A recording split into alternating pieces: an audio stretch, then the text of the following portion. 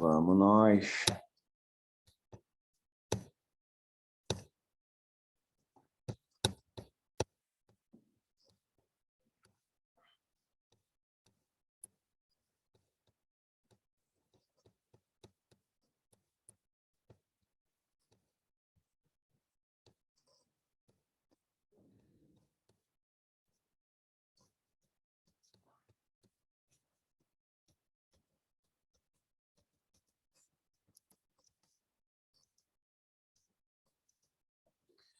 Paramos aqui, né?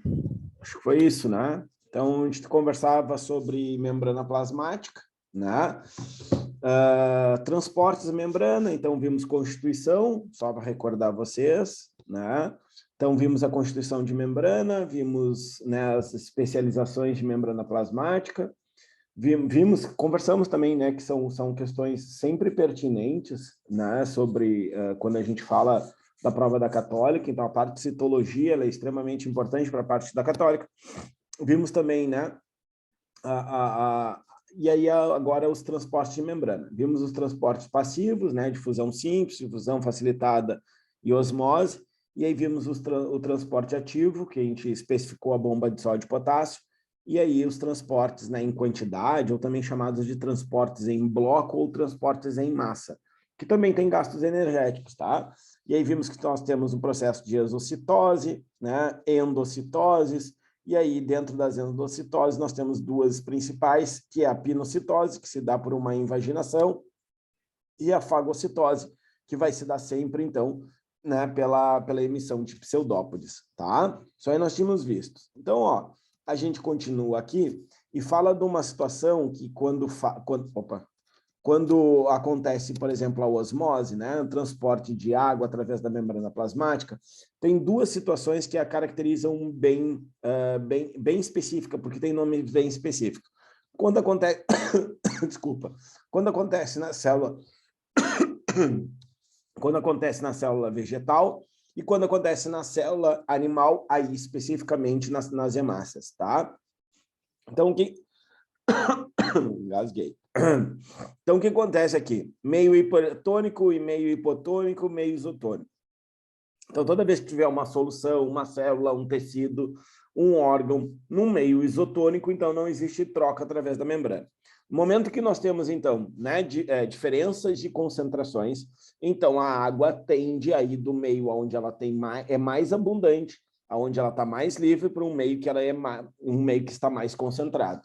Então, ó, se o meio externo, onde esta célula vegetal está, tá? A gente chama, então, o meio externo de hipertônico, e a célula é hipotônica. Ou seja, o que vai acontecer? A água que está no interior da célula, ela começa a sair da célula e tentar diluir o meio, né? Vamos supor, a solução que ela está inserida. Então, o que acontece? Essa célula começa a perder água. Quando essa célula perde água em grande quantidade, a gente diz que essa célula ficou plasmolizada, tá? Então, a plasmólise é o fenômeno na célula vegetal de perda de água para o ambiente onde ela está inserida, ok? Ao mesmo tempo, nós temos uma situação onde, por exemplo, a célula agora está numa maior concentração do que o meio. Então, a gente diz que ela está num meio hipotônico. Então, a gente começa, então, a absorver, a gente não, né? A célula começa, então, a absorver água até um ponto máximo, tá? Um ponto máximo. E isso, né, se dá muito por causa da parede celular. Então, a parede celular, ela vai fazer o quê? Vai fazer não deixar, por exemplo, que essa célula se rompa. Então, a gente chama, né, da célula vegetal nesse momento, onde ela tem um grau máximo, né, de expansão aí, a gente diz que ela está túrgida, ou tem um grau máximo de turgência, tá? Então, a entrada de água na célula aumentando. Qual é a diferença agora nas células, nas hemácias, né, especificamente? Porque aqui nas hemácias, o que vai ocorrer? Nas hemácias vai ocorrer que, por exemplo, aqui teremos nomes característicos e eventos também um pouquinho diferentes. Por exemplo, quando tu coloca uma célula, uma hemácia, num meio hipertônico, ela também perde água. Só que aí tem um nome específico. A gente diz que ela está o quê? Crenada. Ah, então houve uma crenação da célula. Então é como se fosse a célula murchada. E quando a gente faz o inverso, tá? Quando a gente coloca ela no meio hipotônico, ou seja, ela vai absorver muita água porque ela está, né, mais concentrada. E aí o que acontece? Ela vai absorver água, como acontecia aqui, ó, também na célula vegetal, só que agora ela vai ter um rompimento, ela vai se destruir. Então a gente chama esse fenômeno, né, de hemólise, ou a célula foi lisada, foi quebrada, né? Lise quer dizer quebra, destruição, rompimento. Tá? Então, esses são os nomezinhos específicos para cada uma. Células vegetais, quando ela perde muito água, a gente fala que ela está plasmolizada. Quando ela ganha muita água, e não esquece, ela não rompe por causa da parede celular, ela tem um grau máximo de turgência, ou ela está túrgida. Já nas hemácias, então, quando ela perde muito água, ela está crenada, e quando aqui, por exemplo, na hemácia também, quando ela ganha muito água e se rompe, a gente diz que ela foi lisada ou aconteceu um processo de hemólise. Tranquilo aqui, né? Bom, depois o que a gente tem? As organelas, né? Eu coloquei um quadro assim, depois um outro quadrinho ali, porque como caiu ano passado, eu acho muito difícil de repetir. A questão vai repetir, provavelmente caiu uma questão de célula, provavelmente, tá? Mas o que acontece, né? A gente vai comentar, obviamente, como a gente está fazendo uma revisão total aí, e aí dando ênfase mais para aquelas coisas, né, que tem uma tendência maior. Não acredito que venham de novo organelas, mas vamos relembrar algumas aí. Então, aqui, ó, retículo endoplasmático rugoso ou granuloso, tá? Então, a função dele, não esquece, ele é rugoso ou ele é granuloso porque ele apresenta nas membranas externas dele, ele vai apresentar ribossomos, e a função dos ribossomos é síntese proteica, tá? Então, o que vai acontecer aqui, ó? A síntese proteica, então, possui ribossomos aderidos em sua superfície. Não esquece que essas proteínas do retículo endoplasmático rugoso, a gente chama assim, ó, proteínas de exportação. Então, são proteínas que são produzidas lá no retículo endoplasmático granuloso, mas que normalmente não ficam na célula. Então, o retículo endoplasmático granuloso envia para o complexo de Golgi. E aí, o complexo de Golgi que tem a função de secreção, de secretar essas proteínas para o meio externo, ok? Uma outra função do retículo endoplasmático granuloso, que eu não coloquei aqui, é justamente o quê? Produzir as enzimas lisossômicas, tá? Então, os lisossomos, que é uma outra organela, que foi a organela que caiu, né, no último vestibular da Católica, ela produz enzimas da digestão intracelular. Então, assim, ó, só que não é o retículo endoplasmático granuloso que produz, tá? Veja bem, que produz os lisossomos. Eles apenas produzem as enzimas dos lisossomos.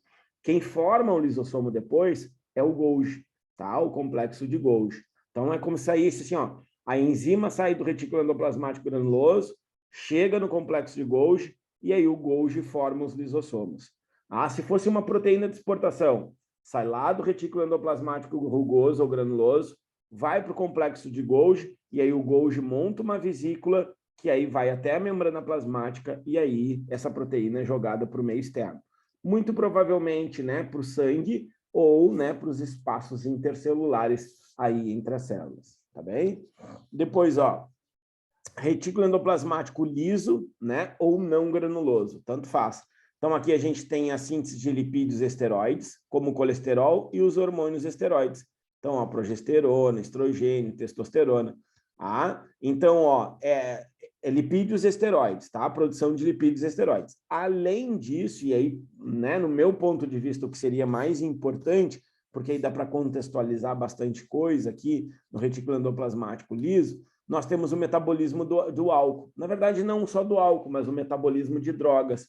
Então, por exemplo, quando tu tem uma pessoa que se utiliza muito de droga, seja ela qual for, cocaína, medicação, né? A gente esquece que as medicações também são drogas, né? Faz uso constante de uma determinada medicação, por exemplo, para depressão, né? Por exemplo, para ansiedade, né? Hoje aí, que nem as pessoas falam, né? Para ter mais foco, né? Por exemplo, como a Ritalina e tal. Toda essa droga que é ingerida pelo nosso corpo, ela precisa ser metabolizada. E ela vai ser metabolizada nos hepatócitos, né? Que são as células que formam o fígado. E é lá, então, que elas vão sofrer um processo de degradação dessas substâncias tóxicas. Então, a gente diz que o retículo endoplasmático liso, ele também serve como um desintoxicador. Ele desintoxica o organismo do indivíduo, tá? Bom, complexo de Golgi, secreção, então a gente costuma dizer, né, que ele é o empacotador da célula, então tudo que precisa sair da célula, que não for excreta, precisa passar no Golgi. Então ele empacota e diz, né, que em momento aquilo deve sair da célula, tá? Então por isso que a gente diz que ele é o secretor da célula, a função dele é secreção celular, tá? Olha lá, ó, endereçamento, então diz para onde vai, para onde deixa de ir, aquelas proteínas produzidas no rugoso, aqueles lipídios, esteroides produzidos no liso, pode fazer modificações nessas proteínas. Então, por exemplo, quando tu ouve falar assim, ó, é uma glicoproteína. Bom, se falou em glicoproteína, quem fez essa modificação na proteína, ou seja, introduziu glicídios ou açúcares ou carboidratos na molécula de proteína, foi, por exemplo, o Golgi. É ele que faz esse processo, tá? Os lisossomos, questão do ano passado, tá? Digestão intracelular por meio de enzimas lisossomais. Então, olha aqui, ó, essas enzimas são sintetizadas aqui no retículo endoplasmático granuloso e os lisossomos se originam do complexo de Golgi. Eu vou falar, tá? Mas não acredito que vá aparecer. Mas, vamos lá. Então, o lisossomo ele tem 3 situações, tá? Uma que a gente chama de heterofagia e uma quando a gente chama de autofagia. Vamos lá. Vou começar pela segunda. A autofagia é quando, por exemplo, o lisossomo digere substâncias da própria célula. Então, por exemplo, imagina que uma mitocôndria está velha. Envelheceu ou perdeu função. Então, o que vai acontecer? O lisossomo vai lá, se junta com outros lisossomos e acabam, então, fazendo a digestão dessa organela lá que não está sem atividade. Então, a gente chama esse processo de processo autofágico.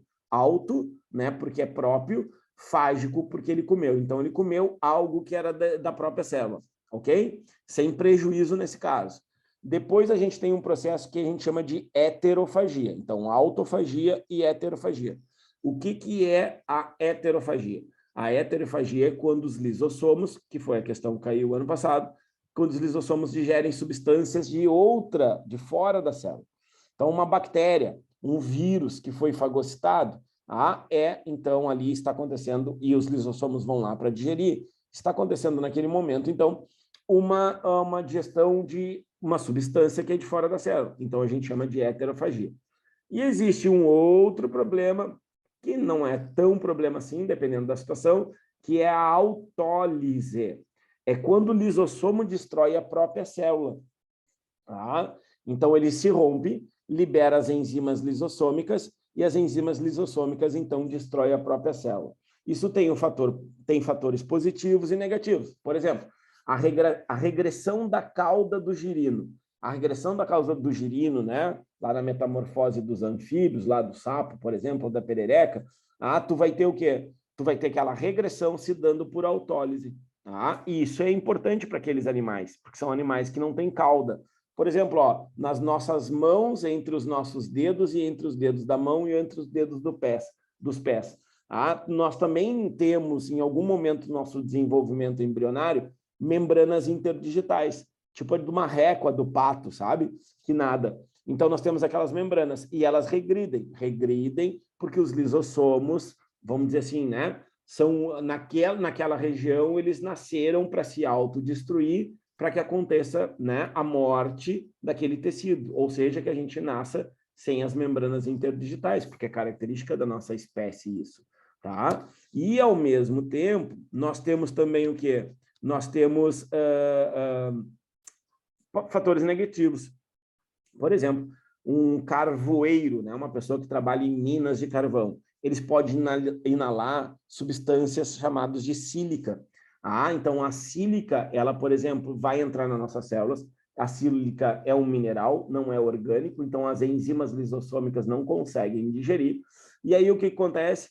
Elas acabam perfurando o lisossomo. A sílica, né, esse cristalzinho, ela acaba perfurando os lisossomos. E aí causa a doença chamada de silicose.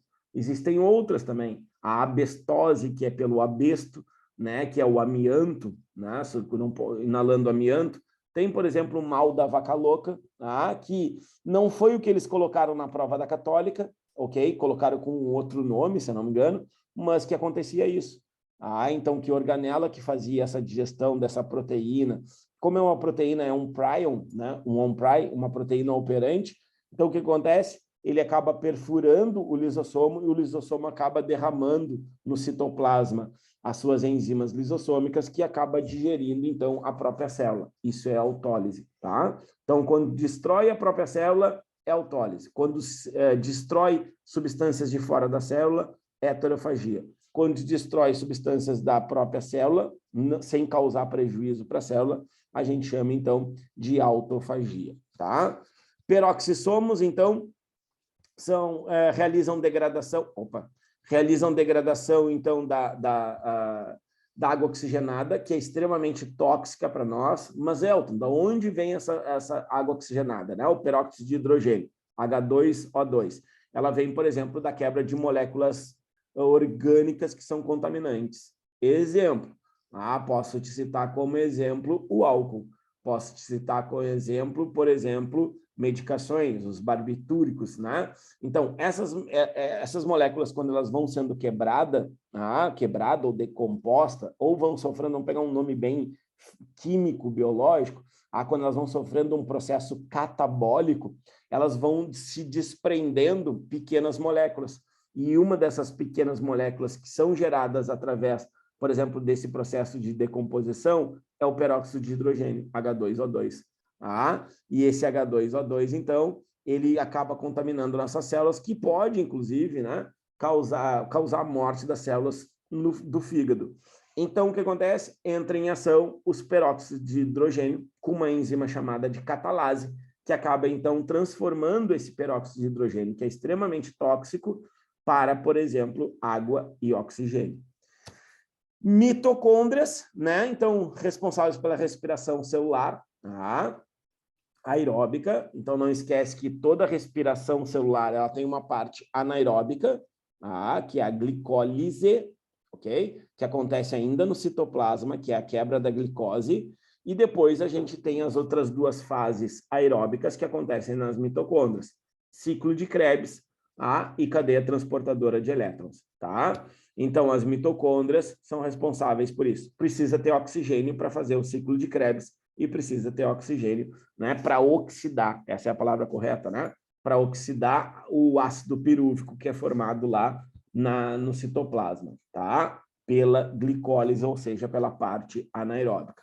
O que quero chamar a atenção aqui foi nossa primeira aula, nossas primeiras aulas, tanto da mitocôndria quanto dos cloroplastos, teoria endossimbiótica.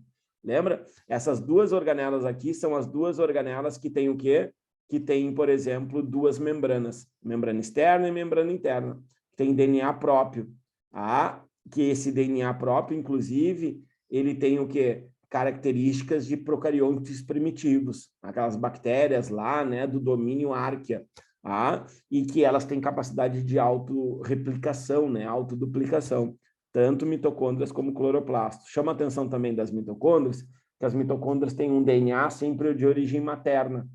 Então, todas as mitocôndrias que nós aqui, nós, homens, vocês, mulheres, têm no corpo de vocês, elas têm DNA da mãe de vocês, sempre.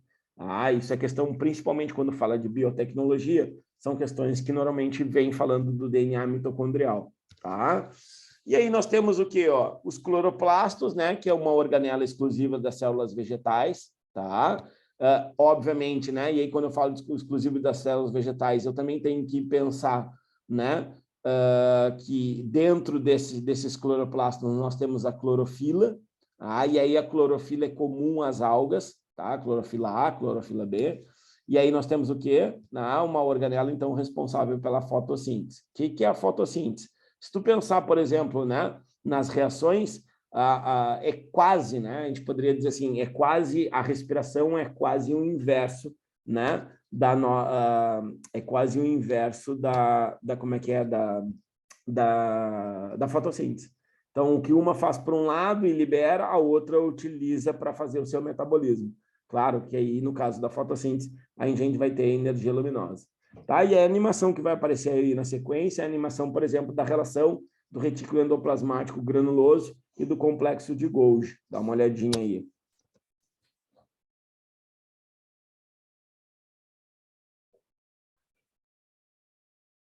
Então, ó, esse aqui é o complexo de Golgi, né, que está recebendo as vesículas lá do retículo endoplasmático, seja o liso ou o rugoso. Claro que não é tão rápido assim, né? Então, algumas proteínas, alguns lipídios podem passar, né, dias, né, para fazer essa liberação. Então, ó, o Golgi vai processando, vai modificando, caso seja necessário, e produz as vesículas. Por isso que a gente diz que ele é o secretor ou empacotador da célula, justamente por apresentar essa função.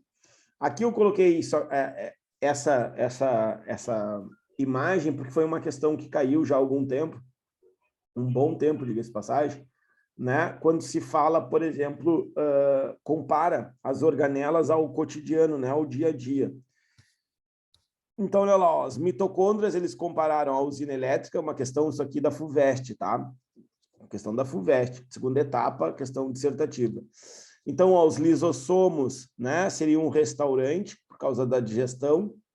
Tá? A alfândega, né, seria o complexo de Golgi, devido àquele processamento da informação que vai entrar ou que vai sair. Tá? No caso aí, seria mais, né, do que vai sair.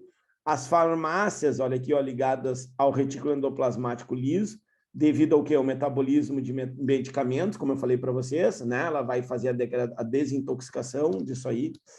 As rodoviárias, o retículo endoplasmático, porque eles também têm função de transporte de substâncias, tá?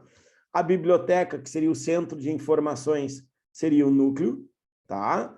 As ruas, ó, que seriam canais, né? Seriam os microtúbulos, que seriam formados pelos centríolos, que eu não coloquei ali na outra imagem, porque os centríolos a gente vai falar agora depois na sequência na mitose e na meiose, e as fronteiras, né, seriam as membranas plasmáticas aí que controlam a entrada e saída de substâncias.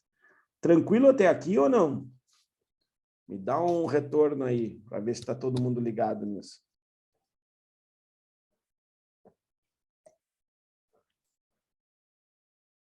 Nenhuma dúvida? Nenhuma pergunta? De boas. Então, vamos de boas. Então, vamos indo. Tá? Então, o que a gente tem aqui? Ó? A gente tem aqui agora um núcleo, né? Então, o núcleo sempre é importante, seja lá, né? Como eu falei para vocês, nosso foco é católica, mas a grande maioria de vocês vai fazer também o Enem. Então, se eu fosse preocupar com o núcleo, eu me preocuparia muito mais do núcleo para o Enem, tá? Inclusive material genético, né? Transcrição, tradução, toda essa parte aí, né? O que normalmente o Enem aborda, né? Então, essa parte aí não tem como deixar de lado. Pensando na católica especificamente, aparece, tá? Faz um tempinho que não aparece, por exemplo, as questões de núcleo. E aí, quando eu falo de núcleo, né, entendam também toda a parte de transcrição, tradução, replicação do DNA. Então, olha só, o que nós temos, então, formando o núcleo? Vamos pensar anatomicamente, né? Então, eu tenho a carioteca, que é uma dupla membrana e ela apresenta poros, tá? Para justamente facilitar a entrada e saída dos RNAs, tá? RNAs, ok? Depois a gente tem o quê? A cromatina, que é o nosso material genético, né? Nosso ou de qualquer outro ser, tá? Tirando os vírus, que a gente já, né, comentou alguma coisa lá, acho que na nossa primeira aula, tá? Então, ó, o nucleolo, que é o que? É uma fusão, veja bem, é uma fusão de RNAs e proteínas. Então, não pense que o RNA, ele fez lá, sintetizou a proteína e agora ele vai ser destruído. Não, ele volta para o núcleo e vai lá ficar guardadinho lá, esperando o momento para que ele volte, né? A ter o quê? Que ele volte a precisar, a célula precisar dele, e aí ele, né, a célula já tenha pronta, né, guardadinha lá no núcleo, para que aconteça, então, a síntese proteica, tá? Tem um nucleoplasma, ó, nucleoplasma é aquela substância que preenche o núcleo, é como se fosse, eu costumo, né, a comparar, é como se fosse o citoplasma do núcleo, tá? Ribossomos, mas olha aqui, ó, os ribossomos não estão no núcleo, tá bem? Os ribossomos estão aderidos ao retículo endoplasmático rugoso. Então, ó, o rugoso, esse que a gente acabou de ver as funções dele, Ele está, veja bem, sempre aderido à membrana, à carioteca. Inclusive, tem algumas vezes que a gente não consegue dizer onde começa o retículo endoplasmático granuloso e também a carioteca. Olha aqui, tá vendo? Tem um canal aqui, porque é uma dupla membrana. Esse canal aqui já se fusiona no retículo endoplasmático, que a gente não sabe onde começa e não sabe onde termina aí, então, o núcleo, tá? Então, isso é uma característica aí do núcleo, tá? Então, de novo, carioteca, a nucleoplasma também pode ser chamado de cariolinfa, tá? Nucleolo e ainda a cromatina, tá? Bom, aqui na sequência. Olha aqui, vamos tentar então entender, né, todo esse processo. Então, o que eu tenho? Primeiro que qualquer coisa que eu fale, se eu fale cromatina, eu fale cromossomo, eu fale cromossomo simples, eu fale isso, eu fale aquilo, eu estou falando da molécula de DNA, tá? Então, a molécula de DNA, que é constituída, né, por nucleotídeos, então, isso não muda, tá? Então, aqui eu tenho um cromossomo ou uma cromátide, porque é um braço só, tá? Bom, olha o que acontece, né? Quando eu produzo uma cópia desse DNA, ok? Eu tenho, então, um cromossomo, continuo com um cromossomo, só que agora com duas cromátides irmãs, porque elas pertencem ao mesmo cromossomo. No momento que eles condensam, olha como é que ela fica, tá? Acontece a condensação, eu continuo com um cromossomo, né? E agora com duas cromátides irmãs. Olha aqui, que é o mesmo desenho aquele que a gente faz, só são maneiras diferentes de apresentar quando condensado, quando não condensado. E aí, olha lá, o que acontece? Quando há separação dessas cromátides irmãs, eu passo a ter, então, dois cromossomos, tá? E uma cromática em cada cromossomo. Então, aqui eu tenho uma cromátide, aqui eu tenho uma cromátide, tá? Aqui eu tinha um cromossomo e uma cromátide. Aqui eu tenho dois cromossomos e uma cromátide em cada, tá?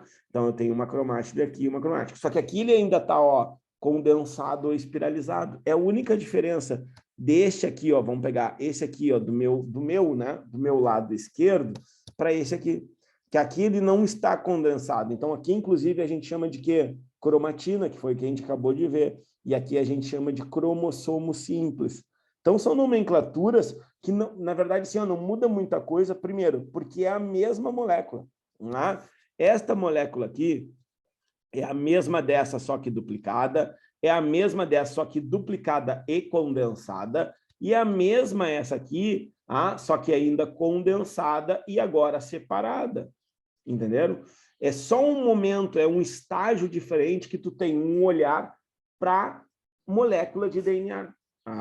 Então, tu pode ter esse olhar, ele simplesmente como um ácido nucleico, formado por um fosfato, por uma pentose, que no caso é a desoxirribose, e por uma base nitrogenada, que poderia no DNA ser adenina, timina, guanina, citosina.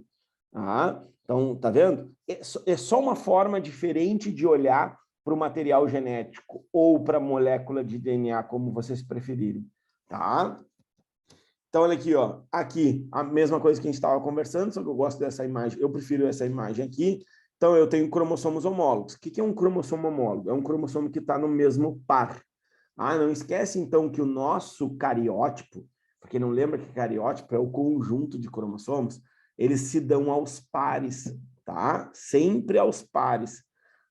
Por isso que quando vai estudar, por exemplo, vamos fazer o genótipo da pessoa. Cariótipo é diferente de genótipo. Genótipo é o conjunto de genes. Tu pega de uma célula haploide, olha só o que eu falei, de uma célula haploide que tem 23, vamos pegar a espécie humana, que tem 23 cromossomos. Por quê? Porque lá vai ter o quê? Vai ter todas as características do indivíduo. Porque em cromossomos homólogos, tu vai ter os genes alelos. Então, eu tenho um alelo no mesmo posição do outro. Então, se tem uma característica, vamos lá, cor dos olhos. A cor dos olhos é aqui nessa sequência, tem que ser aqui nessa sequência.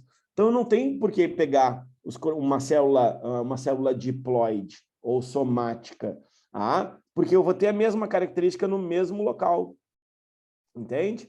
Agora, assim, se eu pegar só uma, eu tenho as mesmas características, eu continuo tendo lá a cor dos olhos, só que, por exemplo, eu não preciso fazer 2 vezes a cor dos olhos Porque eu sei que a cor dos olhos vai estar nesta posição X, tá? E não na posição Y, entende? Então, isso é uma característica que a gente faz quando vai estudar. Mas eu só queria te lembrar que os nossos cromossominhos, né, nas nossas células, eles estão sempre aos pares. Tá? Então, a gente tem o par 1, o par 2, o par 3, até o 23º par, que é o par, né, vamos dizer assim, o par sexual, que define, né, nas mulheres serem XX e nós, homens, sermos XY. Então, o que a gente tem nesse processo? A gente tem nesse processo os cromossomos homólogos, homo iguais logos locais. Então, são cromossomos que estão no mesmo par. São cromossomos que estão no mesmo par. Então, isso aqui poderia ser o par 1. Só que aí, olha lá, ó, quando eles duplicam, eles passam a ter, então, o quê? Cromátides irmãs. Então, cromátides irmãs, esse conceito é importante para a divisão celular. Então, cromátides irmãs são moléculas de DNA que estão no mesmo cromossomo. Nesse caso aqui, ó, esta aqui é irmã desta outra aqui. Então, quando eu trato de cromátides irmãs, eu estou tratando de cromátides do mesmo cromossomo. Quando eu falo de cromossomos homólogos, eu falo de estruturas que estão no mesmo par, seria a verde e a rosa. Quando eu falo de cromátides irmãs, a rosa com a rosa e a verde com a verde. Isso é a diferença entre cromátides irmãs e cromossomos homólogos. Tranquilo isso aqui? Fala comigo. Sim ou não? Estão vivos?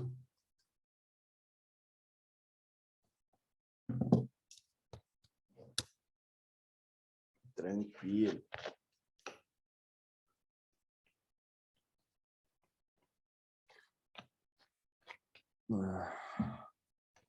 Vamos adiante.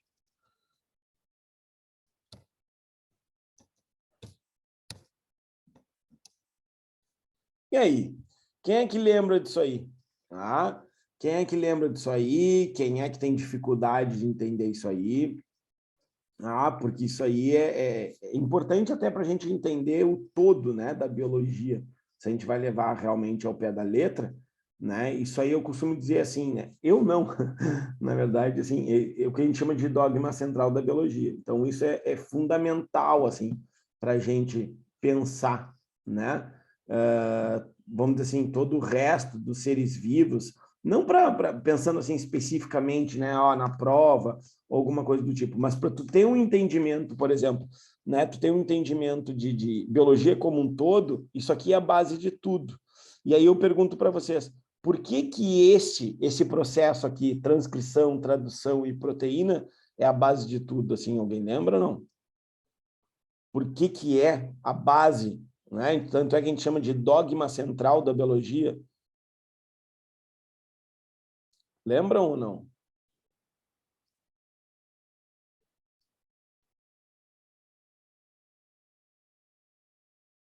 Não vão falar comigo? Estão de mal comigo?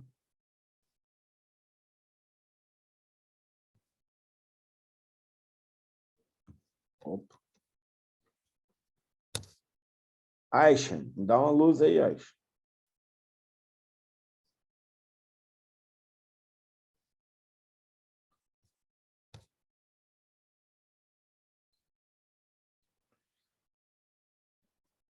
Não é bem isso, mas chega perto. Me responderam aqui em box, não foi a Aisha. Olha aqui, ó. Não é bem isso, mas é quase isso. Então, me disseram assim, ó, que serve para todos os estudos. Beleza, mas vamos lá, vamos melhorar isso aí.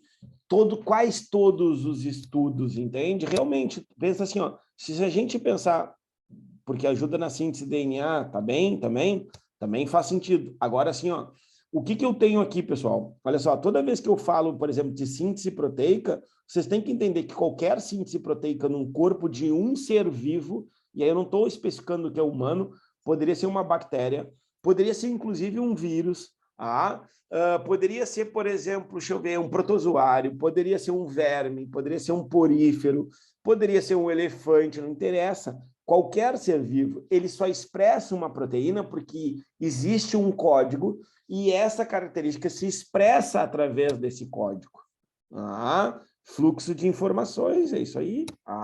Então, é um fluxo de informações. É um fluxo, por exemplo, de expressões. Olha só, de expressões, de características que estão contidas no meu material genético. Olha que loucura isso. Eu não sei o que, minha célula sintetizou proteína. Pô, legal, fera. Legal mesmo. O que eu quero te dizer com isso? Agora me traduz isso. Não sei, estou fazendo academia, quero ficar saradão, quero ficar malhadona, quero bombar lá na rede social e tal, botar passear sem camiseta. O que isso quer dizer? Que tu quer olha a palavra, tu quer expressar o teu fenótipo. Tu entende? Olha a profundidade disso. É que a gente não... Vocês não são loucos que nem eu, né? De enxergar a biologia nisso. Eu quero expressar o meu fenótipo melhor do que ele é. Elton, mas eu estou pensando em saúde, beleza? Então, tu precisa condicionar isso. E tem coisas, entre aspas, né? Desculpa a expressão coisas, tem coisas no nosso DNA ou no nosso corpo que a gente pode treinar. Por exemplo, a memória muscular é uma, a memória cerebral é outra, a gente condiciona ela, entende? A gente prepara tanto as células musculares como o cérebro para funcionar mais e melhor, entendeu? Então, por isso que tem aquelas coisas, estuda assim, estuda assado, faz assim, faz assado, treina de determinada maneira. Ontem, por acaso, estava dando tecidos, né, na turma da noite, né? E aí, por exemplo, me perguntaram se deveriam, por exemplo, fazer esteira antes ou esteira depois da musculação. E eu falei, depende do qual objetivo, depende, por exemplo, da tua dieta. Entende? É uma série de fatores, mas para isso a gente precisa realmente treinar, condicionar, que é uma das características do tecido muscular estriado esquelético, que é o quê? A memória tecidual. Então, o nosso tecido, por incrível que pareça, tem memória, assim como o nosso segundo cérebro, né? Que é o nosso sistema digestório. Então, tudo passa pelo nosso sistema digestório também. Todos os sinais passam pelo sistema digestório. Deixa eu ver aqui, ó. Por isso que tem que estimular as crianças. Perfeito. Então, isso a gente chama de plasticidade neuronal. Então, nossos neurônios têm muito maior capacidade de aprender quando eles são jovens. E justamente, por quê? Porque, primeiro, alta taxa metabólica. Inclusive línguas, né? Outras línguas, sem ser a língua materna, tem muito mais chance de aprender. Então, pode ver que os brinquedos, eles são todos didáticos, né? Com corzinha, embora, né? Até lá, quase um ano, né? A gente não consiga enxergar cores vivas, tá? A gente enxerga que isso aqui é mais escuro, aquilo ali é mais claro e assim por diante. Então, o que a gente está fazendo? Estimulando a criança desde cedo com aqueles brinquedinhos que um encaixa dentro do outro, um é bolinha, o outro é quadradinho, o que encaixa, o que não encaixa. E isso é o quê? Olha lá, é como se fosse tu jogar a bolinha pro cachorro. Por acaso ontem eu utilizei esse exemplo também. Tu joga a bolinha pro cachorro, o cachorro vai lá, busca, te traz de volta. Tu joga e busca. Chega uma hora que ele vai ir lá, ele vai buscar, ou ele vai se deitar lá, ou ele vai trazer a bolinha e vai se deitar do teu lado e não vai te dar a bolinha. Por quê? Porque ele cansou, ele não quer mais brincar daquilo. Então, o que a gente fez com o cachorro? Treinamento. É um método que a gente chama método skinneriano, né? O behaviorismo, da lei do estímulo e recompensa. Tu um dia já foi, eu tenho certeza que todos vocês, assim como eu também, já foram estimulados em algum momento da vida assim, se tu passar no colégio, tu ganha um presente, se tu passar no colégio, tu vai na festa, se tu passar na prova, tu faz tal coisa. Então, é assim, sempre foi assim. Tu quer ver um outro método que a gente estuda muito? Olha aqui, se tu estudar muito, tu passa na católica, entendeu? Se tu estudar muito, tu vai entrar numa federal, entende? É o estímulo-recompensa. Tu tem um estímulo, e tu tem a recompensa. Então, se eu me esforçar, eu serei recompensado. Se eu não me esforçar, eu não serei recompensado. Até os métodos avaliativos é isso. Quem estuda mais, entre aspas, né? Tira uma nota melhor. Quem estuda menos, tira uma nota pior. A nossa escola, né? O nosso formato de educação, ele ainda é assim. tá? Então, para tu ver como a gente está ultrapassado em relação a isso. Mas tá bem, aí é uma opinião do tio Elton, tá? Então, ó, o que é isso aqui? De novo, então, é a expressão daquelas características que serão o quê? Expressas, tá? Então, é isso. O final aqui, proteína, a gente fala proteína assim, ó, não pensa proteína aquela que tu come, não pensa proteína aquela do músculo que tu faz academia, pensa na proteína, na característica que é expressa, porque a proteína em si vai formar a característica. Que característica é essa? Bom, se eu estou estimulando aqui nos meus bíceps, né, no meu braço, o que vai acontecer? Eu vou desenvolver uma musculatura maior, ponto. E aí é o fenótipo. Se o meu pâncreas está diminuindo a síntese proteica lá de insulina, eu vou desenvolver uma característica, diabetes, pum, fenótipo, diabetes, tá vendo? Então, no final, sempre é um fenótipo. Seja ele visível, tá? Que assim, ó, tu enxerga, ó, meu nariz é grande, tá? Parece um tucano. O que acontece? Esse nariz ser grande é porque eu tenho uma característica no meu material genético que fez com que eu expressasse proteínas através disso aí. E aí eu passo a apresentar este fenótipo, entende? Isso é síntese proteica. Isso é o dogma central da biologia. Ou seja, quando há uma duplicação do DNA, replicação. Transcrição é quando há a passagem do DNA para o RNA. E tradução é quando há, por exemplo, a síntese proteica. Tá? Então, olha aqui que eu coloquei aqui do ladinho. Ó. Existe a transcrição reversa, que só acontece, né? Que é um RNA que passa para um DNA, que volta para um RNA e que sintetiza a proteína. Vou te citar 2 vírus assim, né? Que são bem conhecidos nossos, que fazem isso. Que tem um material genético de RNA, fazem essa transcrição reversa através de uma enzima chamada transcriptase reversa, volta para um DNA simples, nem é duplo, tá? Volta para um outro RNA e aí que ele produz a proteína. HIV e Covid-19. Esses 2 são retrovírus, tá? Então, olha aqui, ó. Processo para a síntese de todos os RNAs da célula, através da transcrição, reflete ao estado fisiológico da célula, se tem maior síntese proteica ou menor síntese proteica. Conjunto de genes expressos em uma situação é variável, ó, que eu estava falando para vocês. Se tu tem mais estímulo, tu tem mais síntese proteica. Se tu tem menos estímulo, tu tem menos síntese proteica. E por último, ó, processo catalisado pelas RNAs polimerases, que são quem sintetizam essas enzimas do RNA e do RNA, né, transportador, e do RNA mensageiro, tá? Aqui uma cadeia, ó, uma cadeia de DNA, tá? Pensa na enzima abrindo o DNA e já vindo, ó, a síntese. Aqui é uma replicação. Olha a replicação acontecendo. Tá? Essa chavezinha aí tem um nome, tá? O nome da enzima que faz isso aí a gente chama de helicase, tá? Olha aí a síntese, como é que ela vai se dando, ó. A síntese de uma nova molécula de DNA. Então, ó, a adenina, né? O A liga com T, o C liga com G. Então, eu tenho adenina com citosina, adenina com timina, citosina com guanina. Tá? Então, olha aí, ó, houve a duplicação do DNA. Vou deixar passar mais uma vez. Tá? Olha aí, ó, essa é a helicase, ó, abrindo, tá? Uma enzima, e aqui vem vindo as DNA polimerase, ó. São essas, sei lá o que é isso aqui, ó, tipo um pincel, sei lá o que é isso. Vem sintetizando uma nova fita. Tá vendo que uma vem vindo daqui para cá e a outra vem vindo daqui para cá? Esse é aquele famoso sentido 5 linha, 3 linha. Tá? Que inclusive tem uma questão bem famosa da Mafalda, né, onde ela vem conversando, onde lá a coleguinha dela, aquele lá, pergunta: Mafalda, qual é o sentido sentido da vida? E ela responde: 5 linha, 3 linha. E aí os caras pegaram esse recorte e colocaram para dar explicação biológica em cima disso. Qual é a moral? Porque a síntese ela sempre vem num sentido em relação ao outro, tá? Então, olha aqui, ó. Então, o que acontece? Então, o DNA se abre, os genes, então, são transcritos em RNA mensageiros. Depois, o que acontece? Né? Na tradução, união de aminoácidos, né? Semelhante ao DNA de origem. E aí, depois, sim, que eu tenho a formação da proteína. Tá? A formação da proteína ou da cadeia polipeptídica, tá? Aqui, para mostrar para vocês de novo, ó, como é que acontece.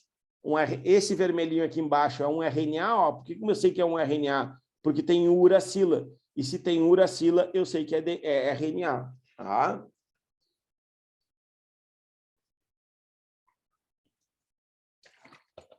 Então, ó, tá vendo? Sentido sempre 5 linhas, 3 linhas. Ali apareceu no iniciozinho, ó, 5 linhas, e aqui no final vai aparecer 3 linhas. Então, esse vermelhinho é o RNA mensageiro. Esse aqui que está trazendo esses enroscadinhos aqui são os RNAs transportadores, tá? E o RNA que forma aqui esse negócio marrom, para quem não sabe, é o ribossomo. E esse aqui embaixo, que é a unidade menor, ou a gente chama de subunidade menor, é o RNA ribossômico. Então, olha só, eu tenho o quê? Eu tenho um RNA mensageiro, tá? Que contém a mensagem que veio do DNA. Eu tenho um RNA transportador que está buscando, olha aqui, ó, a metionina, que é a verdinha, a valina, a arginina, que são aminoácidos, tá vendo? Ele vem trazendo. Então, o transportador, ele transporta aminoácidos para a formação da proteína. E o RNA ribossômico é aquele que compõe, né, aí, então, os ribossomos. Tranquilo até aqui? Alguma dúvida, pessoal?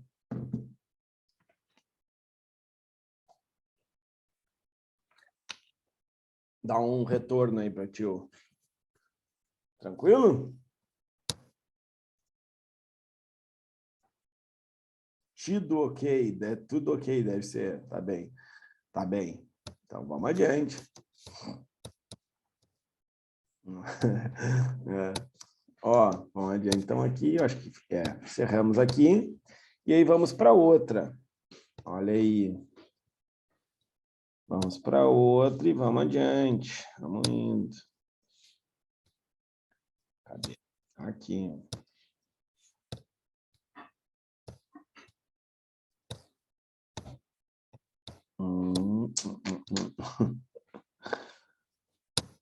Não, esse é esse. É esse aí. Então, vamos lá. Seguindo, então, ó, divisão celular, tá? Também faz horas que não cai no Enem, não. No Enem também não. Tá? Faz horas que não cai na UCPEL, tá? Então, vamos lá. Então, olha só, temos 2 tipos de divisão celular, né? Então, a mitose e a meiose. Basicamente, né, a mitose, basicamente, tá? A mitose, então, né, duplica células, ok? E no caso, né, a meiose faz com que ela se duplique, eu digo, né, a quantidade de células, e a meiose ela acaba, né, também multiplicando células, só que acaba produzindo células com a metade da carga genética, tá? E isso é uma característica de meiose. Então, o que a gente tem aqui, ó? Eu tenho uma célula diploide que duplica o seu material genético, então ela fica com um dobro em algum momento. E aí, devido ao posicionamento, né, desses cromossomos, as células acabam se dividindo e aí eu passo, então, a ter, né, 2 células com a mesma carga genética daquela célula mãe ou célula progenitora. Bom, na meiose também há uma duplicação de material genético, tá? Só que aí, devido ao posicionamento dos cromossomos, a gente começa a ter algumas diferenças, tá? Eu tenho aqui, né, uma divisão, uma primeira divisão, e aí depois ainda tenho uma segunda divisão. E nessa, lá no final do contexto, eu vou produzir células, né, com a metade da carga genética, tá? Então, a mitose, ela serve o quê? Para crescimento. A mitose serve para regeneração de tecidos. Em alguns casos, ela serve para reprodução assexuada, né? Se tu pensar nos seres unicelulares, os seres unicelulares eles vão se reproduzir basicamente por mitose, né? Bom, quando eu falo, por exemplo, de meiose, bom, aí eu tenho que pensar somente naqueles indivíduos que fazem reprodução sexuada. E esses que fazem reprodução sexuada, eles vão produzir as suas células gaméticas, veja bem, eles vão produzir as suas células gaméticas através, então, da meiose. E isso também, né, pensando na meiose, a gente vai ter o que mais? A gente vai ter, então, também a variabilidade genética, tá? Então, nós teremos variabilidade genética, coisa que não acontece normalmente na mitose, tá? Ah, por que tu falou normalmente? Porque, de repente, pode acontecer uma mutação, tá? Por isso que a gente tem que levar em consideração isso aí também. Bom, então, assim, ó, antes de qualquer divisão celular, seja ela mitose ou seja ela meiose, né, tu vai ter um período que a gente chama de intérfase, né, que é uma entre fases, ou seja, entre uma divisão e outra. E diga-se de passagem, é ao maior tempo que a célula, né, vai estar presente na sua vida. Então, chega aí a 80%, 90% do tempo de vida de uma célula, entre uma divisão e outra, ela passa, então, em intérfase, tá? Porque, querendo ou não, por incrível que pareça, é onde é o processo mais complexo, que é principalmente por causa da fase S.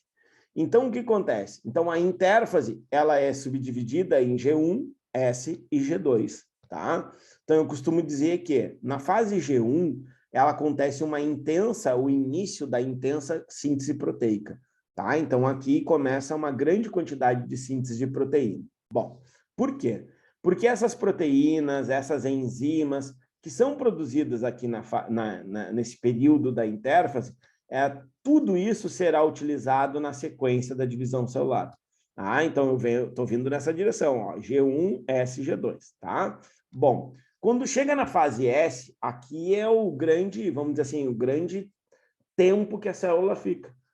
Pode ver que é quase a metade disso aí. Então, vai dar em torno disso aí, mais ou menos uns 40% a 35% do tempo total de um ciclo de uma divisão celular se dá na intérfase, que é a fase S. Por quê? Porque na fase S eu tenho a duplicação do material genético que a gente viu. Não está nesse aqui, não. Aquela outra apresentação da chavezinha, aquela abrindo o material genético. Então, é para isso que se duplica o material genético.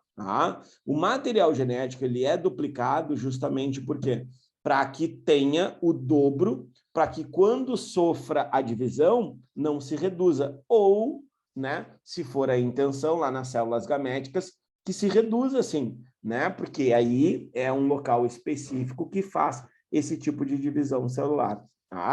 E aí, na fase G2, embora não esteja aqui nessa imagem, eu costumo dizer para os meus alunos que nós temos o quê? A finalização da duplicação do material genético e ainda a duplicação de uma organela, que são os centríolos, que normalmente nós temos 2 por célula. Então, os centríolos, normalmente, nós temos um par. Nesse momento aqui, do finalzinho, quase entrando na prófase, nós teremos, então, no caso aí, os centríolos duplicados, ou seja, nós teremos 4 centríolos. Bom, o que acontece aqui, então? Mitose, E aí eu coloquei aqui, a mitose comparada, A mitose comparada da célula, o quê? Da célula animal, da célula vegetal. Porque, normalmente, se fala sempre na célula animal, porque é mais próxima da gente, ou porque tem uma maior quantidade de estudos, embora seja muito mais fácil estudar células vegetais. Então, olha o que acontece, Então, eu tenho aqui aí, o final da intérfase, então aqui o material genético já está duplicado. Então, o que começa a acontecer? Vamos lá, só para relembrar, o que é prófase? Prófase começa o quê? Início da condensação dos cromossomos, fragmentação de carioteca e nucleolo.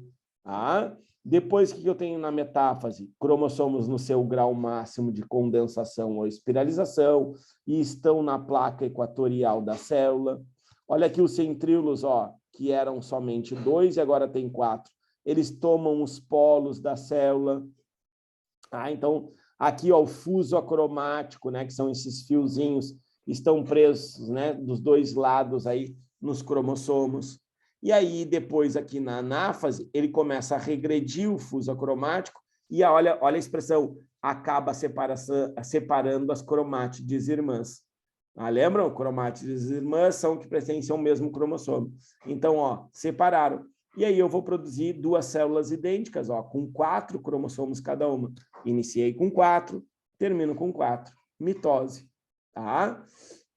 Agora, olha a célula vegetal. A célula vegetal ela tem um processo parecido, mas não igual. Então, ela também vai ter lá prófase, fragmentação de carioteca e nucleolo, início da condensação e espiralização de cromossomos. Olha lá, cromossomos alinhados na placa equatorial da célula, ok? Fuso acromático montado, separação de cromátides irmãs, e vamos supor que a gente pudesse ter um vegetal com a mesma quantidade de uma célula animal de cromossomos. 2N igual a 4. Ok. Então, vendo o que eu não falei aqui, ou o que falta nessa célula, olha só, centríolos. porque alguns vegetais não têm centríolos. Então, vamos lá, olha a diferença. Tá vendo que aqui começa a formar de dentro para fora e aqui é um estrangulamento de fora para dentro? Então, vamos lá. A mitose animal, ela é excêntrica, ou seja, acontece com os centríolos, tá? Ela é astral, com formação do áster, ou seja, das fibras, tá? Citocinese, ela é centrípeta, é para o centro. Então, ó, o citoplasma se divide de dentro para fora. Okay? Como se tu pegasse um balão e começasse a amarrar uma cordinha no meio. Estrangular no meio. Okay? É de fora para dentro. Agora, olha a mitose vegetal. Ela é acêntrica. E acêntrica não quer dizer que não seja no centro ou parocêntrico. Acêntrica quer dizer que é sem centríolos. Tá? Ela é anastral, tá? Sem formação do áster, ou seja, das fibras, tá? Porque justamente não tem centríolos. E acontece uma citocinese, que é a divisão da célula, centrífuga, ou seja, é o contrário da animal, é de fora para dentro. Então começa a haver uma deposição aqui, ó, tá?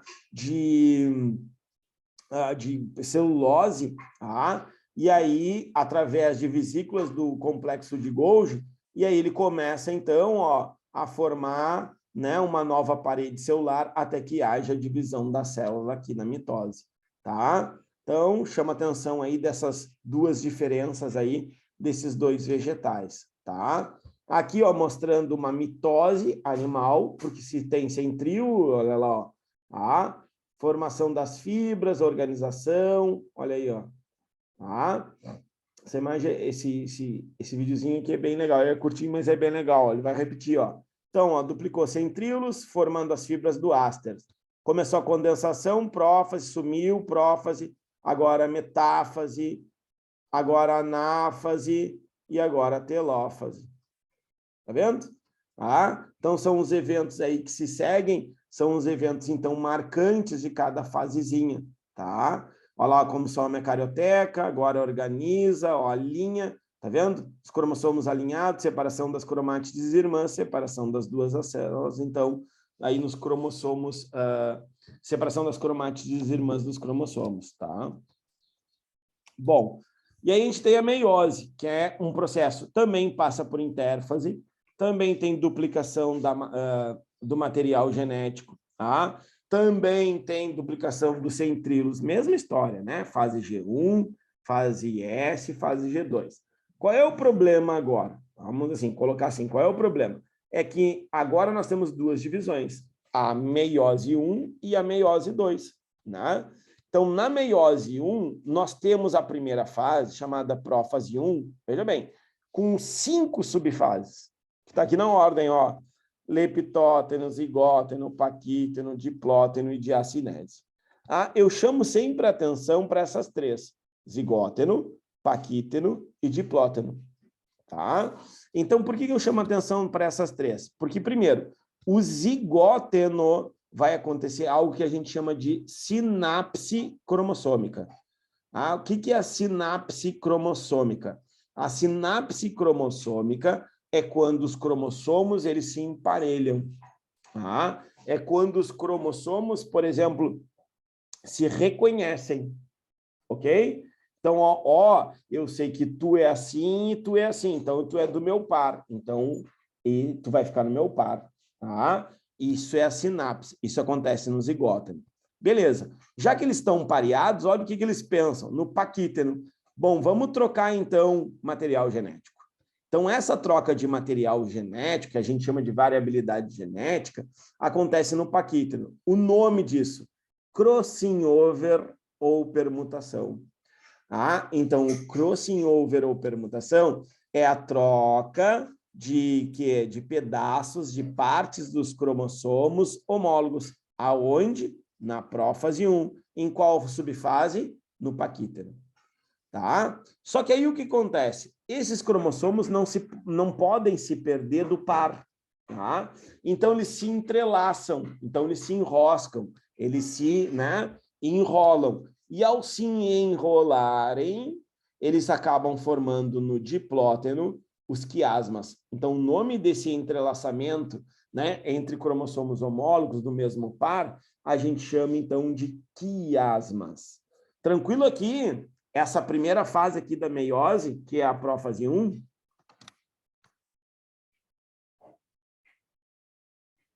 De boas?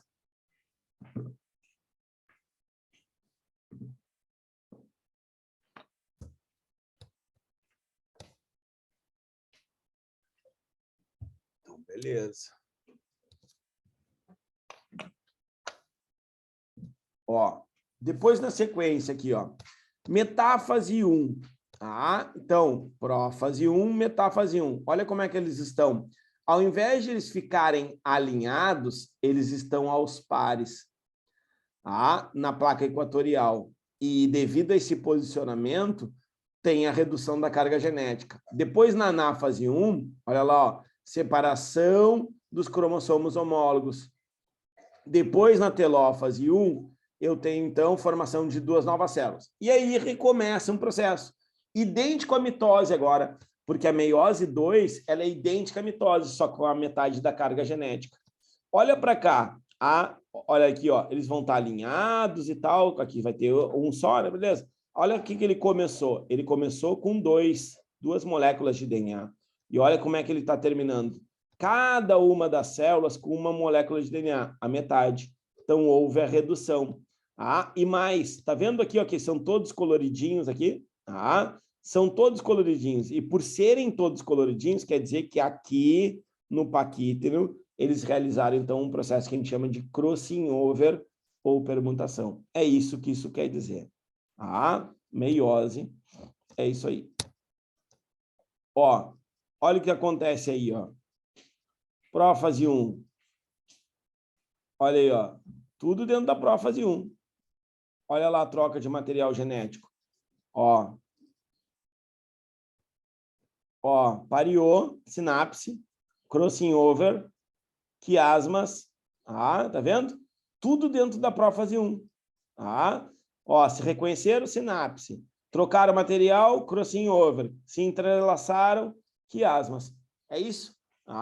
Então, eu gosto sempre dessas animações aí, porque dá, né, para a gente, é assim, agora entendi e tal, às vezes, né? E aí, óbvio, né, a sequência aí, ó, a gente teria, né, a sequência ali da prófase 1, metáfase 1, anáfase 1, e assim ir embora, tá? Então, ó, gametogênese. Então, quando a gente fala de gametogênese, a gente tem que entender que é a parte que estuda, então, a origem dos gametas. E aí, óbvio, né, se a gente vai pensar, a gente sempre dá ênfase à gametogênese humana, né? E a gametogênese humana nada mais é do que a formação de espermatozoides e óvulos, né? Então, por exemplo, a gametogênese masculina a gente chama de quê? A gente chama de espermatogênese. Já a gametogênese feminina a gente chama, então, de ovogênese, tá? Então, olha o que eu tenho aqui. Eu tenho um período germinativo, nos homens é quase tudo igual, só lá no finalzinho que muda um pouquinho. Então, ó, eu tenho a fase germinativa, né, ou proliferativa, ou multiplicativa, tanto faz, desde que tu entenda que está acontecendo mitoses. Depois eu tenho uma fase de crescimento, tenho uma fase de maturação, e aí, por último, eu tenho uma fase de diferenciação, ou também chamada de espermiogênese, tá? Então, ó, nas células germinativas, elas se multiplicam, e aí formam uma célula chamada de espermatogônia. Essa espermatogônia, ela não se divide, ela cresce, e aí se transforma em espermatócito 1. Também, ó, se fosse espécie humana, com 46 cromossomos. De novo, daqui da espermatogônia para cá, para o espermatócito 1, não tem divisão, ok? Tem apenas o quê? Crescimento. Bom, aí sim, ó, meiose 1. Sofre meiose 1, forma os espermatócitos 2 ou de segunda ordem, tanto faz, tá? E aí depois tu tem o quê? As espermátides sendo formadas, que seriam o quê? O final da meiose. Só que não para por aí. Das espermátides para a formação de espermatozoides, de novo, também não tem divisão. Apenas agora, olha lá, ó, um processo de transformação das espermátides em espermatozoides. Ou seja, uma especialização das espermátides um processo de diferenciação das espermátides. É isso que quer dizer esse processo aqui, tá? Então, isso é o que acontece no sexo masculino. Quero te chamar a atenção para uma coisinha. Nós, homens, tudo isso, a maioria dessas partes aqui acontece no período embrionário, tá? Então, nós, homens, ó, nascemos com espermatócito 1. Para quem está anotando aí alguma coisa, anota isso então, tá? Nós, no sexo masculino, né, da espécie humana, nós nascemos, então, ó, com espermatócito 1, tá? Tu vai ver que nas mulheres vai ser um pouquinho diferente, tá? Então, o espermatócito 1 é o que nós homens. Por isso que a gente produz uma grande quantidade de células gaméticas, inclusive diariamente, tá? Então, vai acontecendo, ó, nós nascemos com essa aqui, então agora está acontecendo meiose para a formação dos espermatozoides na sequência, tá? Olha a diferença das mulheres. Então, ó, período germinativo, crescimento e maturação. Ó, o que está faltando? Está faltando o processo, comparando com o dos homens, de diferenciação, que nas mulheres não tem. Já te explico por quê, tá? Então, ó, células germinativas, mesma coisa. E aí depois eu tenho o quê? Ovogônias.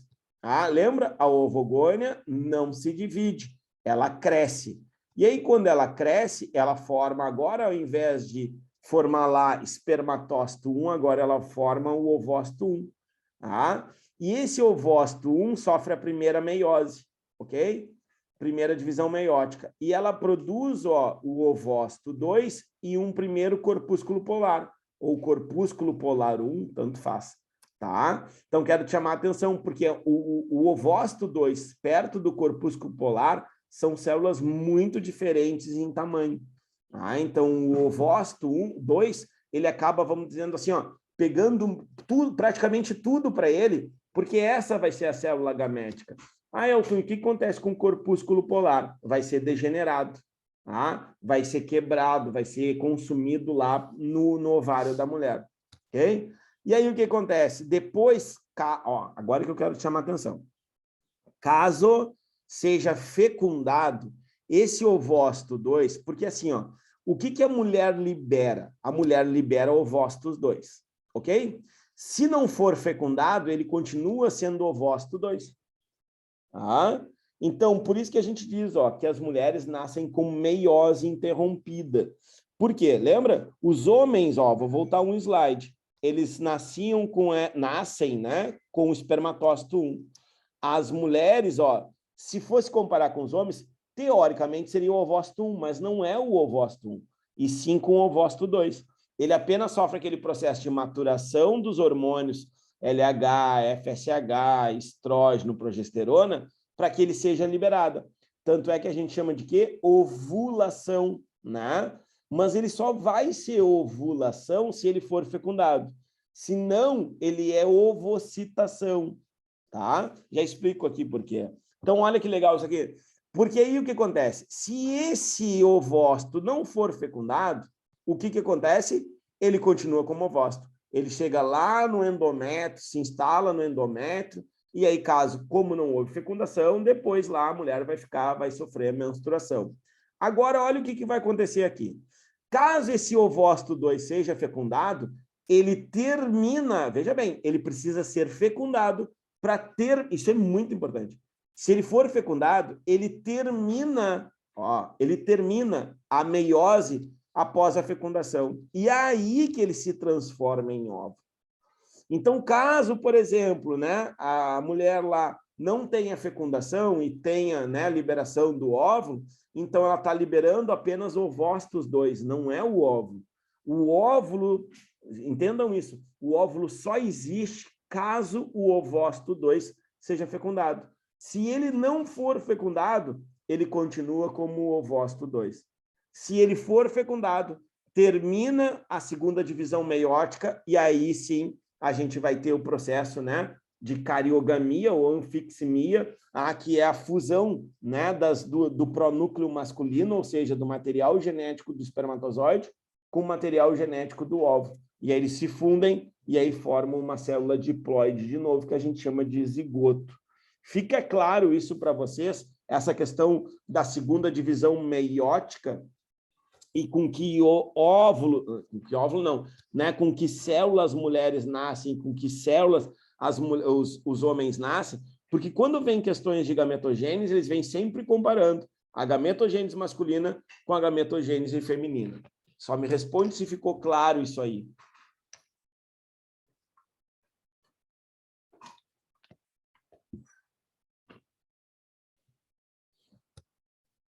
Sim, sim. Sim, sim. Vamos adiante. Olha lá, ó. Olha o que eu estava falando para vocês. Olha lá, ó.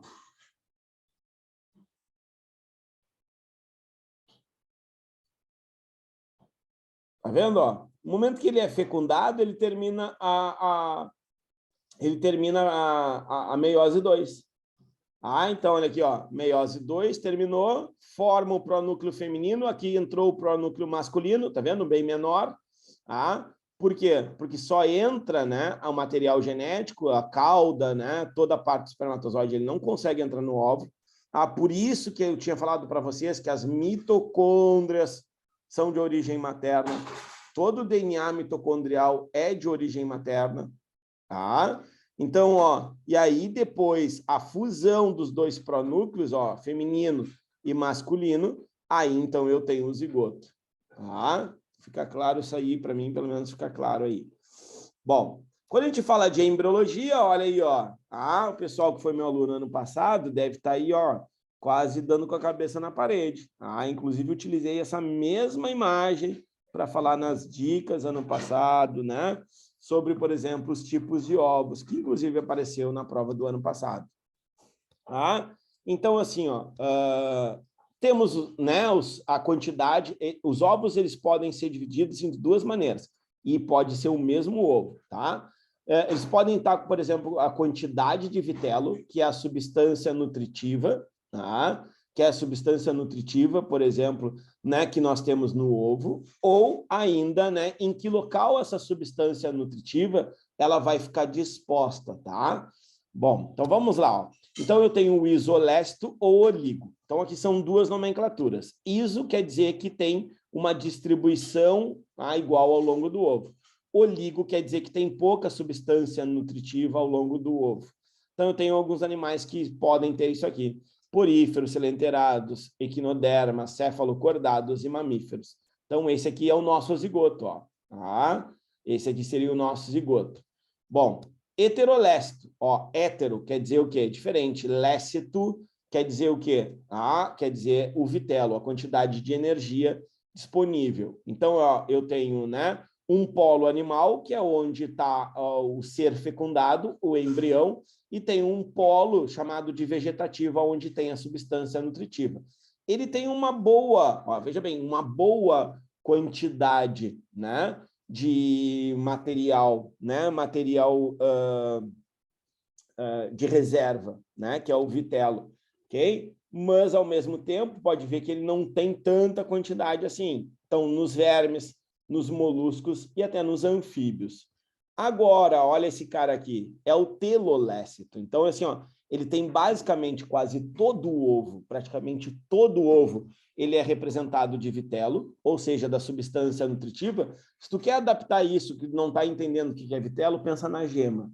Tá? A gema é o vitelo do ovo, por exemplo, das aves. Tá? Então, ó, o vitelo, então, é a substância nutritiva, então ele fica num posicionamento praticamente todo o ovo, e aí tu tem um polo chamado de polo animal, e esse polo animal, o disco germinativo, é onde vai estar o embrião.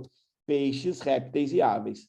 Então, são, tirando os peixes, né, répteis e aves são animais terrestres que têm uma casca, né, que inclusive impermeabiliza, né, e protege o embrião aí dentro. E por último, né, que só acontece nesses caras aí, são os centrolestos, tá? Aonde, por exemplo, né, o animal, o embrião, fica no centro do ovo e o vitelo, né, com uma boa quantidade também, fica disposto ao redor dele, tá? Então, esses são os tipos de ovos aí, de novo, que apareceu na questão do ano passado.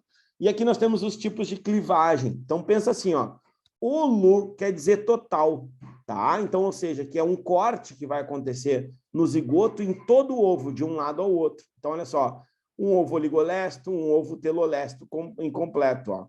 Então, eu tenho corte ao longo de todo o ovo. E aí eu tenho a holoblástica igual e eu tenho a holoblástica desigual. Ou seja, aqui está produzindo células sempre iguais, até a formação da mórula. Aqui na desigual, não está produzindo células iguais. Tu pode ver que tem uma parte que está mais concentrada, de células menores, e uma outra não é que tenha mais ou menos células, elas só são de tamanhos diferentes. Por isso que a gente chama uma de igual e a outra de desigual. E aí nós temos a meroblástica, que ela não acontece em todo o ovo, ela só acontece numa parte do ovo.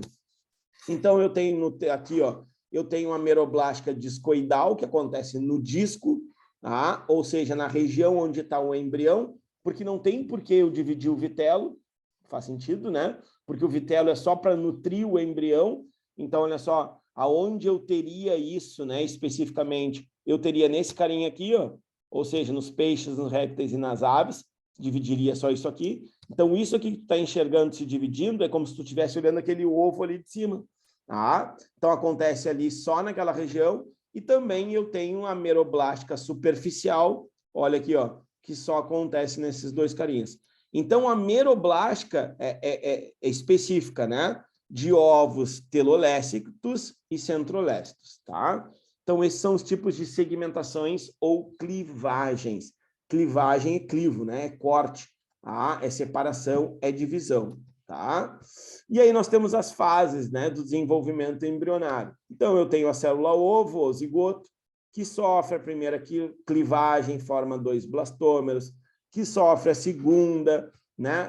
Aí tem o 4, aí depois tem o 8, depois tem 16, 32, 64, 128, até 236, 164, 120, até aí a gente tem o quê? Mórula. Então eu tenho, ó, na ordem, célula ovo, zigoto, sofre as divisões, formam os blastômeros, forma a mórula, primeira fase. Então, morulação, blastulação, gastrulação. Essa é a fase. Depois ainda tem a neurulação, né? Então, a mórula é um bolo maciço de células, a blástula, né? Abre-se uma cavidade, mas que é preenchida, tá? E depois, na gástrula, eu começo a ter uma invaginação desse embrião, que vai formar aqui o intestino primitivo. Acho que vai aparecer aqui agora. Olha aí, ó. Aqui é só a interação para mostrar a formação da mórula, tá? Vai sofrendo as divisões e quantas forem necessárias, tá?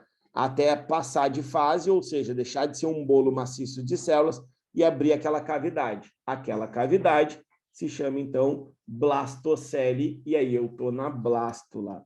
Olha aqui, ó. E aí, quando eu falo da blástula, olha lá, ó, blastocele ou blastocela, tanto faz, né? Cele, quer dizer cavidade. Então, cavidade da blástula, ok? Aqui eu tenho a formação já do primeiro tecido embrionário, a ectoderma. E aí o que acontece? Olha ali, ó, começa a sofrer uma invaginação na parte inferior da blástula. E aí começa a invaginar, até formar o quê? Uma cavidade grandona. E aí eu tô vendo, olha lá, ó, aquele tecido externo, a gente vai chamar de ectoderma. O tecido interno que se formou dessa invaginação, ó, essas células aqui que estão ao redor, a gente vai chamar de quê? De endoderme, ok? E aí houve o quê? Uma cavidade, arque. Arqueo quer dizer primitivo, entero, intestino. Então, aqui eu tenho a cavidade intestinal, ou seja, o intestino primitivo. Só que esse intestino primitivo, ele tem um poro, e este poro é chamado desse nomezinho aqui, ó, blastóporo. O blastóporo, ele vai dar origem à boca ou ânus, Então, se der origem à boca, a gente vai chamar o animal de protostômio. Se der origem ao ânus, a gente vai chamar esse animal de deuterostômio. Por exemplo, o nosso sistema digestório é formado nesse sentido, ânus, boca. Então, nós somos animais deuterostômios. Se tu pegar, por exemplo, uma planária, só tem boca, não tem ânus, ela só pode ser formada o quê? O blastóporo da origem à boca. Ou, consequentemente, tu vai chamar ela de protostômio. Tá? Tranquilo aqui ou não? Essa partezinha aqui?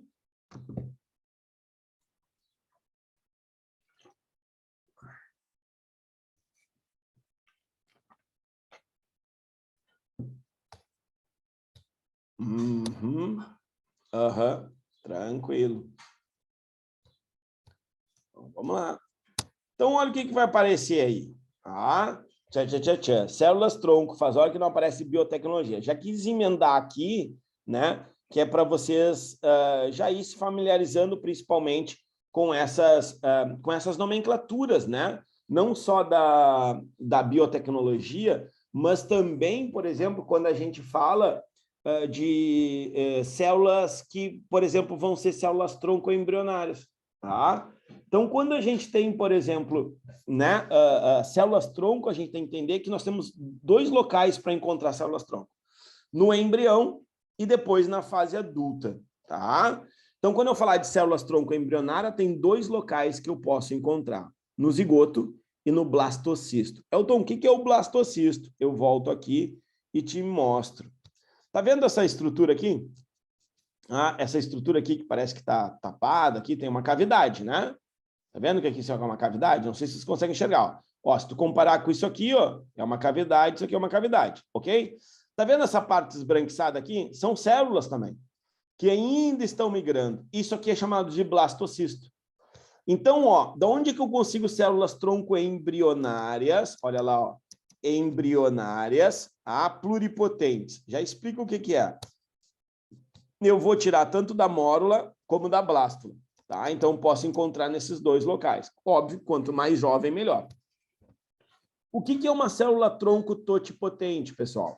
É uma célula tronco que tem capacidade de se transformar em qualquer outra célula do corpo. Ou seja, o zigoto, esse carinha aqui, ó, que se originou através disso aqui, ó, dessa fecundação, tá? Esta primeira célula que se formou, ó, agora, zigoto, eu tenho o quê? Ela pode se transformar em qualquer outra célula do nosso corpo. Então, diz que a gente diz, inclusive aos anexos embrionários, tá? Então, a gente diz que ela tem total potência, ou seja, ela é o quê?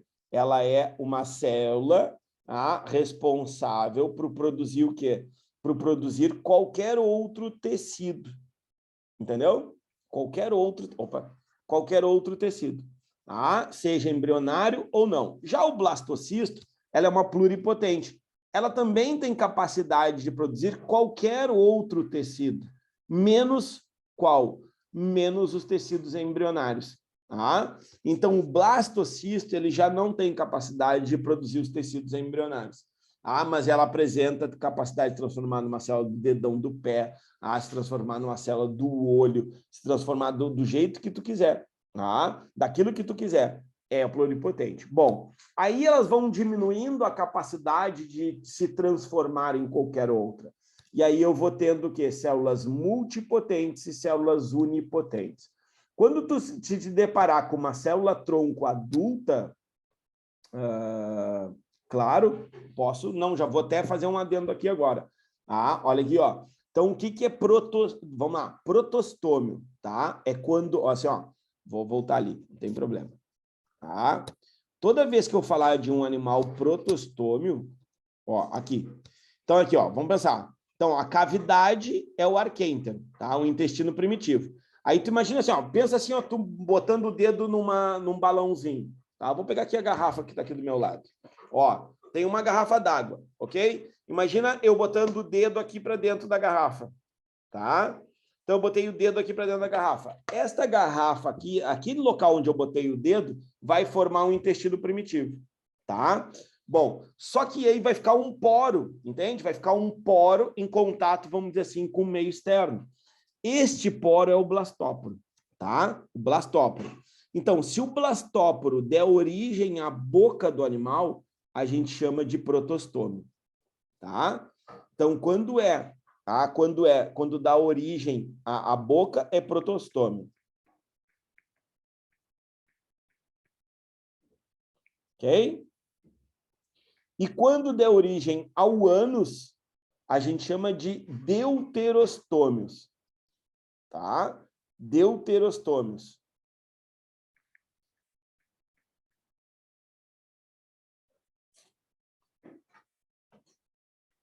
Tranquilo? Tá, capaz, merece. É isso aí. Ah, isso aí, tem que perguntar, não pode deixar passar. Aí, voltando aqui, ó. Então, de novo, totipotente, total potência, se transforma em qualquer outra, é embrionário. Pluripotente, só não se transforma nos tecidos embrionários, tá? Qualquer célula adulta. Células tronco adulta, por exemplo, eu vou encontrar no cordão umbilical, em alguns tecidos, na medula óssea, tá? No sangue, beleza. Então, eu tenho as multipotentes e unipotentes. Vamos pegar um exemplo. Multipotentes têm capacidade de se transformar em qualquer outra célula de um determinado tecido. A medula óssea vermelha.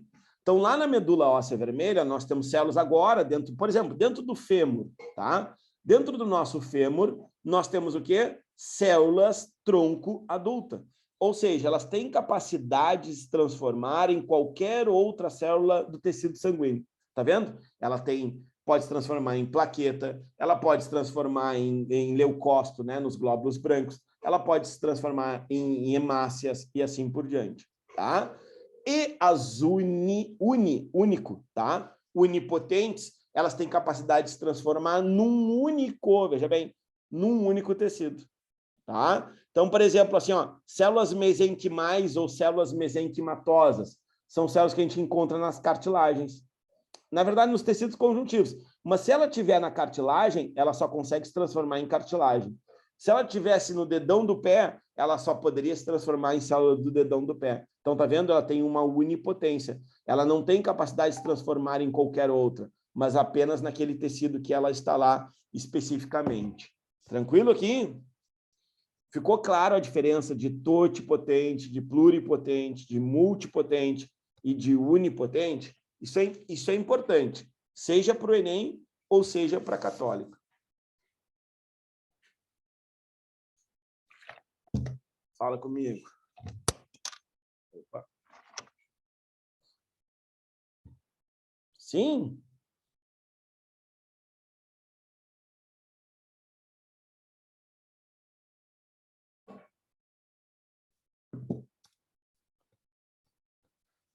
Então, vamos aqui, ó. Deixa eu ver. Vamos ver só essa aqui. E aí chegamos na neurula, tá? A neurulação, que é a última fase, tá bem? É a última fase aí do desenvolvimento embrionário. Então, o que a gente vai ter aqui? O principal de tudo, tá? Os 3 tecidos embrionários. Até agora a gente tinha visto 2, a ectoderma e a endoderma. Então, olha o que vai começar a acontecer aqui agora. Eu continuo com a ectoderma, esse mais externo. Olha aqui em amarelo, tá? Eu tenho a endoderma, que envolve o arquêntero, ou seja, o intestino primitivo, e aí surge, tá? Surge esse tecido aqui ao redor, tá? E esse aqui do outro lado, sei lá, meio amarelinha, meio laranjinha, que é o quê? A mesoderma, tá bem? A mesoderma. Então, agora eu tenho os 3 folhetos embrionários ou 3 tecidos embrionários. Ecto, meso e endo.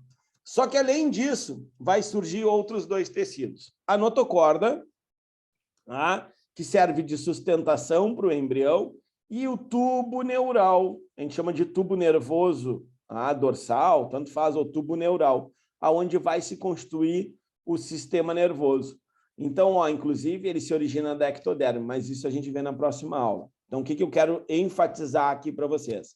Tá? Que ao redor eu tenho a ecto, que já surgiu lá na blástula, tá? Depois eu tenho a endoderma, que surgiu aonde? Na gástrula, e agora aqui na neurula aparece o terceiro embrionário, que é a mesoderma, tá? E dentro da mesoderma, né, e depois a gente vai ver que existe uma classificação para isso, vai aparecer o celoma, ou não, tá? Porque vão ter animais que vão ser acelomados, não vão ter celoma, mas deixa isso aí para depois, para a semana que vem. Então, ó, eu tenho aqui ao redor, então, a mesoderma e o celoma. De novo, aqui eu vou ter a notocorda, que serve para a sustentação do embrião, e, por fim, né, o tubo neural, onde vai se formar o tecido nervoso. Tranquilo, meus queridos? Deu por hoje?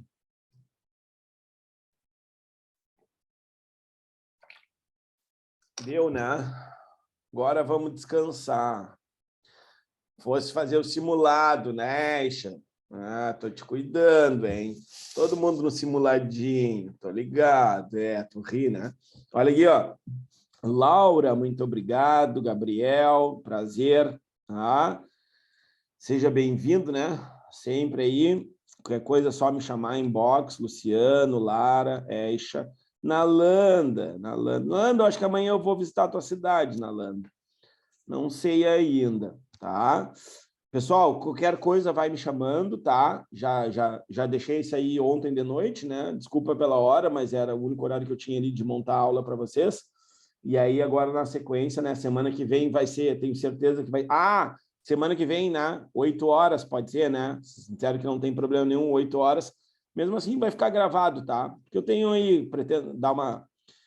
Tenho um compromisso lá do curso lá da tarde, e aí eu vou. E aí perguntei para vocês, né, se tinha problema, vocês disseram que não tinha problema, mas mesmo assim vai ficar gravadinho, tá? Das 8 às 9h30, então, aí a gente vai se falando aí ao longo da semana, qualquer coisa aí, já vou deixar um exercício para vocês também essa semana, e aí a gente vai conversando, tá bem? Então vamos nos falando na sequência, tá?